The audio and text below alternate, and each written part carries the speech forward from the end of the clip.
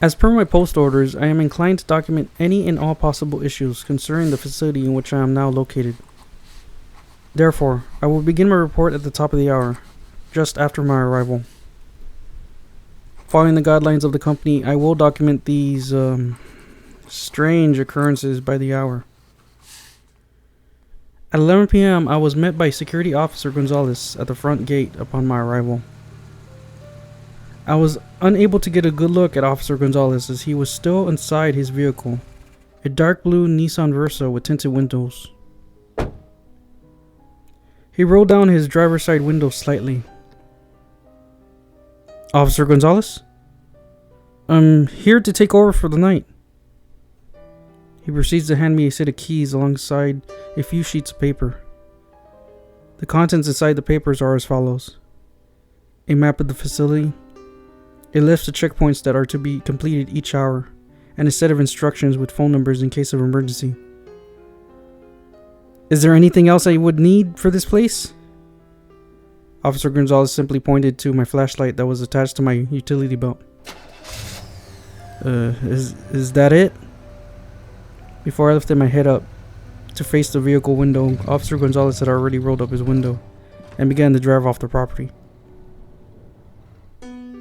Leaving my vehicle at the office parking, I proceeded to head into the security office. Grasping the keys just handed to me, I managed to find the corresponding key that unlocked the door. After messing with the doorknob for a moment, which seemed to have rusted due to the possible lack of use, opened. With no surprise, found the security office was covered in dust and cobwebs. How in the world do they work here? Do they just stay seated at the security box at the front gate the whole time? Checking the sign-in sheet located at the top of the desk, my suspicion was confirmed. Jason Lane, last signed in on May 14th, 1977.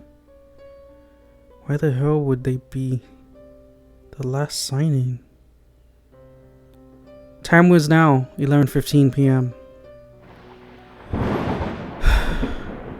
don't have much time to think about that right now. I've got to get to work. What's my schedule? 11 p.m. to 12 a.m. corridor doors. Looking at the map, each corridor door was colored in bright red ink. Building 1 has 2 doors. Building 2 has 4. And building 3 and 5, all of them need to be locked at this hour. Better get going before the storm hits. Building 1 was cleared at 11:20 p.m., followed by Building 2 at 11:37 p.m.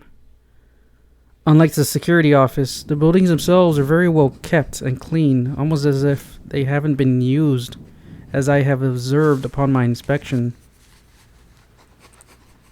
At 11:40 p.m., I came upon Building 3. I know what I'm about to write is not part of my duty, but it is, as I have been ordered to do so, an important aspect of my inspection. Therefore, I will write, to the best of my ability, of what had occurred inside while locking the corridor doors. In order to lock all of the corridors, I must lock myself in as well. For you see, all the locks are located inside each door, making it only possible to leave through an unknown door that I then must find. Building 1 had one lock inside, followed by a lock on the outside. Building 2, on the other hand, contained all the locks inside, but led to a door marked with exit on it. In this way, making it very easy and convenient to follow instructions. As to Building 3, it is not only a fire hazard, but became quite an, how can I say this, experience. After finally catching the final door, I began in earnest looking for the exit. At 11:53 p.m., I was down to 3 possible doors till I noticed the lights flickering. It's the thunderstorm. I gotta get out of here as fast as I can. The hell? Which door was that? Who's there? It's this one.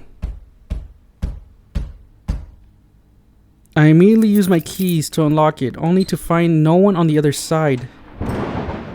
Hello? Anyone there? Come on out. No one is allowed on property after hours. There was no answer, and have yet to find anyone else inside the building. Time is now 11:59 p.m. and all corridor doors are secured.